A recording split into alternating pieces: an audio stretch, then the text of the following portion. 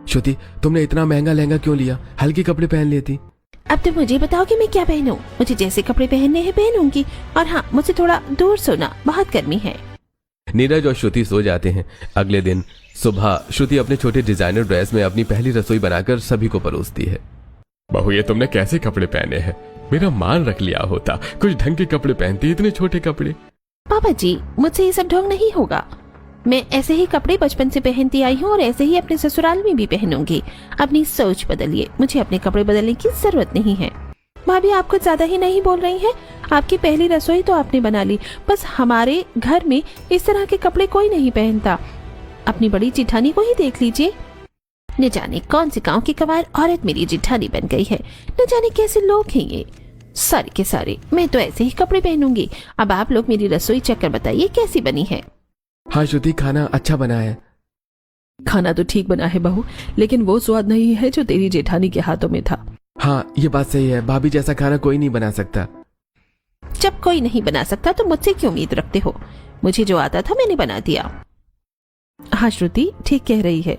ठीक है बहू, आज मैं तेरी मुंह दिखाई करवाऊंगी। शाम को अच्छे कपड़े पहन कर नीचे आना। शाम तक घर में रिश्तेदार और पड़ोसी आ जाते हैं। सभी सेजल और श्रुति की मुंह दिखाई के लिए इकट्ठा होते हैं। शायद बहन, बड़ी बहू तो सोना है, अब छोटी बहू का भी मुंह दिखाई करवा दो।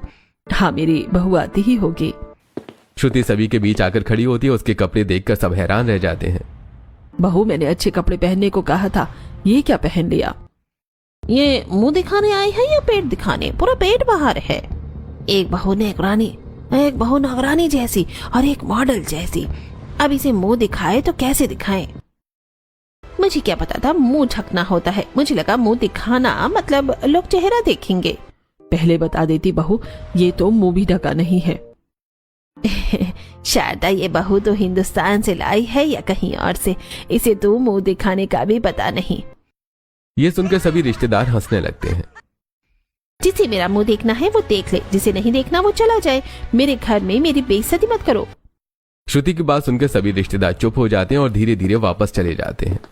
आगे से अपने बदतमीज रिश्तेदारों को मुझसे मिलाने मत बुलाइएगा। श्रुति गुस्से में सीढ़ियां चढ़कर अपने कमरे में चली जाती। ये कैसी बहू ले आया तू नीरज? उल्टा चोर कोतवाल को डांट रहा है। मुझे क्या पता माँ, वो तो ऐसे ही करती है। कुछ दिन ऐसे ही बीतते हैं। दिन भर श्रुति कमरे में रहती है और चटपटी चीजें मंगाकर खाती रहती है। बड़ी बहू ने घर संभाल लिया था, ये छोटी बहू आराम कर रही है।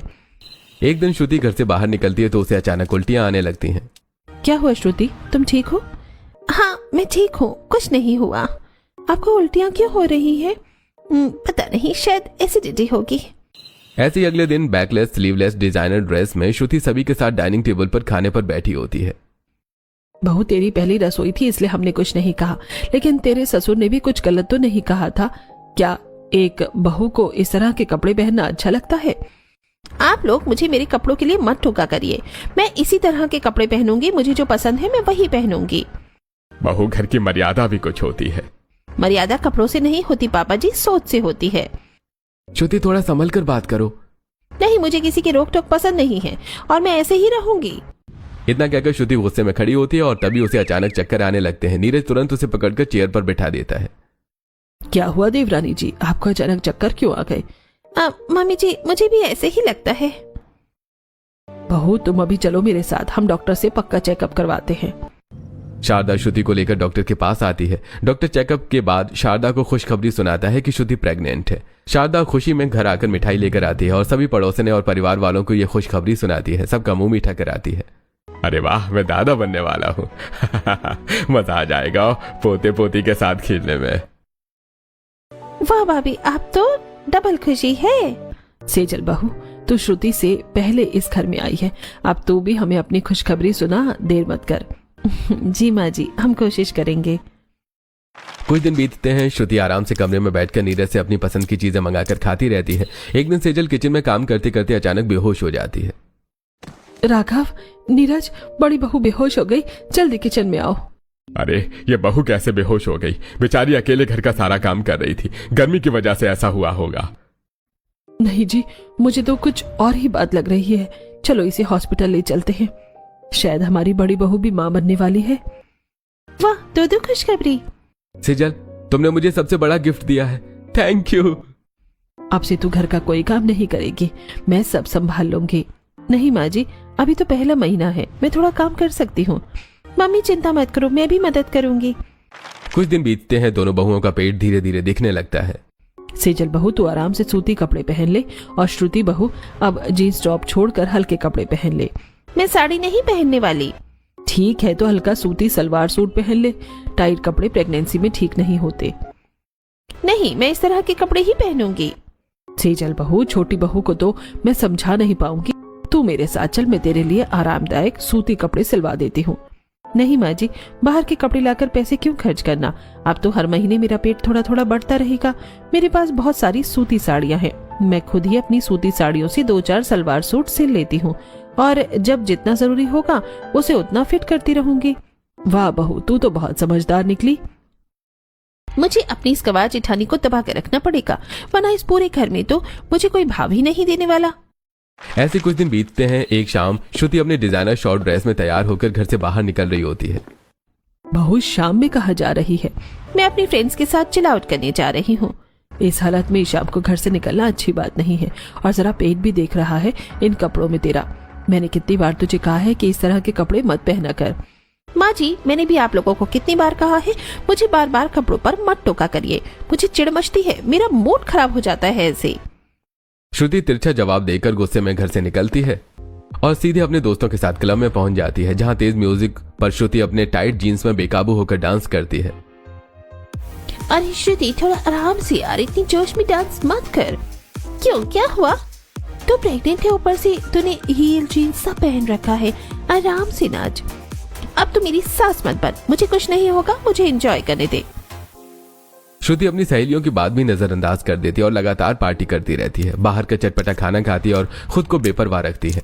दूसरी तरफ घर में सेजल सोफे पर बैठी खिचड़ी खा रही होती है। भाभी, आपने सबके लिए पनीर के पराठे और बादाम की चटनी बनाई थी, आप खुद खिचड़ी क्यों खा रही हैं? ननन जी, ऐसी हालत में ज्यादा तेल मसाले वाला खाना नहीं खाना चाहिए, इसीलिए मैं खिचड़ी खा रही हूँ। रात को सबके लिए जो बनाऊंगी वही खाऊंगी। भाभी, आप अपनी प्रेगनेंसी का कितना ध्यान रखती हैं? कुछ दिन ऐसे ही बीतते हैं और एक दिन श्रुति दोपहर की तेज धूप में हाई हील, क्रॉप टॉप और शॉर्ट पैंट पहनकर शॉपिंग बैग लेकर घर की तरफ आती है। ये देखो शारदा की अमीर बहू को किस तरह के कपड़े पहनकर घूम रही है। इसे देखकर जरा भी नहीं लगता कि इसे अपनी प्रेगनेंसी का ख्याल है। मुझे ख्याल हो या ना हो, आप लोगों को बहुत ख्याल है कि मैं प्रेग्नेंट हूँ। थोड़ा अपने घर पर ध्यान दीजिए, दूसरों के घरों पर नहीं। हम तो भले के लिए ही कह रहे थे, पर तुम तो अपने अमीरी के नशे में चूर हो। मैं अपनी भलाई खुद कर लूंगी, आपको मदद करने की जरूरत नहीं है। और मैं अमीर घर से हूँ, बचपन से ऐसे ही कपड़े पहनते आई हूँ, मुझे कुछ नहीं होगा। इतना कहकर श्रुति गुस्से में अपने घर के अंदर चली जाती है। ऐसे कुछ दिन और बीतते हैं और एक दिन श्रुति दरवाजे से ऑर्डर लेकर सोफे पर बैठकर बर्गर खाने लगती है। वाह, क्या बर्गर है, टेस्टी टेस्टी। श्रुति भाभी, आप बर्गर खा रही हैं? आपको पता है बड़ी भाभी रोज खिचड़ी दलिया खा रही हैं। वो गांव की करीब कबार है, इसलिए उसे देखकर कॉपी नहीं करने वाली मैं। श्रुति भाभी गांव की जरूर है, पर वो अपनी प्रेगनेंसी का बहुत अच्छे से ध्यान रख रही है, तो मैं भी ध्यान रखना चाहिए। कम ऑन नीरज, मैं अपने बच्चे का ध्यान रख रही हूँ, मुझे सिखाने की जरूरत नहीं है। ऐसे कुछ दिन बीतते हैं। एक शाम सेजल अपने कमरे में सिंपल सलवार सूट पहनकर अलमारी में कपड़े सजा रही होती है। तभी श्रुति अपने डिजाइनर ड्रेस में कमरे में आती है। देवरानी जी, आप यहाँ, और ये इतने टाइट कपड़े क्यों पहन कर आई हैं आप? आपको पता है ना, गर्भवती महिला को इतने चुस्त कपड़े नहीं पहनने चाहिए। क्या मिलता है तुम्हें इस तरह के ढोंग करके? इतना ड्रामा क्यों करती हो तुम? नॉर्मल कपड़े नहीं पहन सकती हो? माना तुम गांव से आई हो, गरीब हो, गवार हो, पर अब अच्छी ससुराल में हो, ढंग के कपड़े पहनो। क्यों ये सूती सलवार सूट और साड़ी पहनने का ड्रामा करती हो? देवरानी जी, मैं कोई ड्रामा नहीं करती हूँ, मुझे ऐसे ही सिंपल कपड़े पसंद है। और माना मैं गरीब घर से हूँ, पर मुझे पता है कि मैं गर्भवती महिला को किस तरह के कपड़े पहनने चाहिए, इसलिए मैं आपसे कह रही हूँ, मेरी बात मानिए तो मेरी 2-4 सलवार सूट ले लीजिए, आप उन्हें पहन लीजिए। तुम जैसी गरीबों को मैं अपने पुराने कपड़े दान में देती हूँ, और अब मैं तुम्हारे उतरे हुए पुराने कपड़ों से बने सलवार सूट पहनूंगी? मैं एक अमीर घर की बेटी हूँ और अमीर परिवार की बहू हूँ, तुम्हारी तरह गांव की गरीब कबार नहीं हूँ। तुम्हें समझाने का कोई फायदा ही नहीं है, तुम्हें जो पहनना है पहनो। इतना कहकर श्रुति गुस्से में सेजल के कमरे से बाहर चली जाती है। कुछ दिन ऐसे ही बीतते हैं और एक दिन शारदा श्रुति और सेजल को लेकर मंदिर जाती है, जहां सेजल ने हमेशा की तरह सिंपल सलवार सूट पहना होता है और उसका पेट अब पहले से ज्यादा दिखने लगा होता है। वहीं श्रुति का पेट भी साफ नजर आता है। मंदिर में वातावरण शांत होता है, तभी श्रुति आसपास देखकर बोलती है, देखिए मम्मी जी, जेठानी जी मंदिर में भी कितनी पुरानी साड़ी के बने हुए सूती सलवार सूट पहन कर आई हैं। कैसी लग रही हैं? छी। बहू, मंदिर में भी तुम इतना कपड़ा पहन कर आती हो क्या? मम्मी जी मुझे छोड़िए, पहले जेठानी जी को देखिए। वो हम लोगों के साथ बाहर आई हैं, फिर भी पुरानी सूती साड़ी से बने सलवार सूट पहन कर आई हैं। श्रुति बहू, मैं हमेशा तुम्हारी बातें सुनती हूँ, इसका मतलब ये नहीं कि तुम अपनी जेठानी से बदतमीजी करो। मम्मी जी मैंने कहा था मुझे सिंपल कपड़े पसंद है, पर आप लोग साथ चलकर मुझे एक दो अच्छे सलवार सूट दिला दीजिए तो मैं भी पहन लूंगी। लोगों को ऐसा लगता है कि हम तुम्हें कपड़े नहीं देते, इसीलिए मैं कह रही हूँ। मम्मी जी लोग क्या सोचते हैं मुझे इससे फर्क नहीं पड़ता। मुझे पता है आप सब मुझसे प्यार करते हैं और मैं ऐसे कपड़े इसलिए पहनती हूँ क्योंकि गर्मी है। सूती कपड़े पसीना भी सोखते हैं और हवा भी लगती रहती है। तभी मंदिर में खड़े पंडित जी बात सुनकर मुस्कुरा देते हैं। अरे शारदा बहन, तुम्हारी बहू बिल्कुल सही कह रही है। गर्मियों में गर्भवती महिलाओं को सूती कपड़े ही पहनने चाहिए, इससे शरीर को आराम मिलता है और बच्चों पर भी बड़ा अच्छा असर पड़ता है। पंडित जी आप पूजा कीजिए, डॉक्टर मत बनिए। बहुत हो गया, पंडित जी सही कह रहे हैं और माफ कीजिएगा पंडित जी, बच्ची है। शारदा अपनी गरीब बहू और अमीर बहू दोनों के नाम पर पूजा करवाती है। इसी तरह दिन बीतते हैं और एक दिन गांव से सेजल की माँ और बुआ सास का फोन आता है। सेजल बहू, गांव से तेरी माँ और बुआ सास का फोन आया है, जल्दी सब नीचे आओ। थोड़ी ही देर में सभी लोग नीचे इकट्ठा हो जाते हैं और वीडियो कॉल पर बातचीत शुरू होती है। भाभी, आपकी दोनों बहुओं को अब 8 महीने हो गए हैं, अब उनकी गोद भराई करवाएंगी या नहीं? अरे क्यों नहीं, जरूर करवाऊंगी गोद भराई। समधन जी, मेरी बेटी कैसी है? उसकी तबीयत तो ठीक है ना? उसे ज्यादा तकलीफ तो नहीं होती? आपकी बेटी को कोई तकलीफ नहीं हो सकती। आपने उसे इतने सारे गुण सिखा रखे हैं, उसे अच्छे से पता है अपना ख्याल कैसे रखना है। समधन जी, एक बार मेरी बच्ची से मेरी बात करवा दीजिए। शारदा हल्की मुस्कान के साथ सेजल की तरफ देखती है जो पास ही खड़ी होती है। लीजिए सेजल बहू, बात करो। हाँ माँ, नमस्ते माँ। बेटी, मैं तेरी गोद भराई में आने की कोशिश करूंगी, तब तक तू अपना अच्छे से ध्यान रखना, और अगर नहीं आ पाई, जब तू अपने पहले बच्चे को जन्म देगी तब जरूर आऊंगी। माँ, तुम्हारे बिना मेरी गोद भराई अधूरी रहेगी, तुम जरूर आना। बेटी, तू हमारी परिस्थिति जानती है, हम पूरी कोशिश करेंगे आने की। ऐसे कुछ दिन बीतते हैं, घर में गोद भराई की तैयारी शुरू होती है। मैंने अगले हफ्ते तुम दोनों की गोद भराई का प्रोग्राम रखा है, तुम दोनों मेरे साथ चलो, मैं तुम दोनों के लिए एक बहुत सुंदर ड्रेस खरीदूंगी। मम्मी जी, मुझे आप लोगों का टेस्ट पसंद नहीं है, मुझे आप पैसे दे दीजिए, मैं अपनी पसंद से एक अच्छी डिजाइनर ड्रेस सिलवा लूंगी। बहू, मैंने देखा है तुझे किस तरह के कपड़े पसंद है, वैसे कपड़े पहनकर तू गोद भराई करेगी तो मैं तेरा फंक्शन नहीं करवाऊंगी।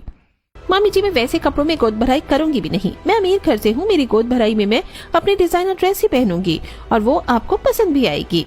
ठीक है, पर याद रखना अच्छी ड्रेस खरीदना। उसी समय सेजल धीरे से आगे आती है और अपनी बात रखती है। मम्मी जी, मुझे भी कोई खास कपड़े नहीं चाहिए, मैं एक हल्की सी सूती साड़ी ले लूंगी जिसमें मैं अपनी गोद भराई कर लूंगी। शारदा सिर हिलाकर दोनों बहुओं की बात मान लेती है और श्रुति को ड्रेस के लिए पैसे दे देती है। श्रुति एक बड़ी डिजाइनर स्टूडियो में पहुंचती है। जी मैम, बताइए कैसी ड्रेस चाहिए? मुझे मेरी गोद भराई के लिए एक यूनिक डिजाइनर ड्रेस चाहिए, ऐसी जो किसी के पास न हो, सब बस मुझे ही देखते रह जाए। जी मैम, मैं आपके लिए लूज और कंफर्टेबल ड्रेस डिजाइन कर देता हूँ। बिल्कुल नहीं, मैं लूज कपड़े नहीं पहनती हूँ, मेरे साइज की टाइट और डिजाइनर ड्रेस बनाइए, जैसी मैं कहूँ वैसे ही बननी चाहिए। श्रुति डिजाइनर को अपनी पसंद की ड्रेस विस्तार से समझाती है। मैम, ये ड्रेस बन जाएगी, लेकिन इसमें करीब 25,000 रुपए का खर्च आएगा। पैसों की चिंता मत कीजिए, मैं 30,000 दूंगी, बस ड्रेस परफेक्ट होनी चाहिए। श्रुति डिजाइनर को पैसे देकर अपनी ड्रेस फाइनल कर लेती है। वहीं दूसरी तरफ सेजल एक छोटी सी दुकान से फूलों वाली सादी सूती साड़ी खरीदती है। ऐसे ही एक हफ्ता बीतता है। पूरा घर गोद भराई थीम में सजाया जाता है। दीवारों पर बच्चों की तस्वीरें लगी होती हैं। वहीं श्रुति अपने कमरे में अपनी टाइट गोद भराई ड्रेस पहनकर अपना मेकअप करवा रही होती है। ओ गॉड, पिछले 3 घंटे से मैं यहीं बैठी हूँ, मैं पेट में दर्द शुरू हो गया है, पर गोद भराई में सुंदर दिखने को ये तो करना ही पड़ेगा। वहीं दूसरी तरफ सेजल अपनी खरीदी हुई सूती साड़ी पहनकर मेहमानों के बीच आकर बैठ जाती है। क्यों, मेरी पसंद की बहू आपको अच्छी लगी या नहीं? ननद जी, आपकी पसंद की बहू ने मेरे और मेरे परिवार का दिल जीत लिया है। हमें आपकी बेटी बहुत पसंद आई है, वो हमारे घर को खुशखबरी भी दे रही है। ये तो मेरा अहोभाग्य है कि आपकी जैसी बहू हमारे घर आई है। वैसे आपकी दूसरी बहू कहाँ है? श्रुति अपने कमरे में अपनी डिजाइनर ड्रेस में पसीने से भरी होती है। मैम, आपको कितना पसीना आ रहा है और ये डिजाइनर ड्रेस कितनी टाइट क्यों है?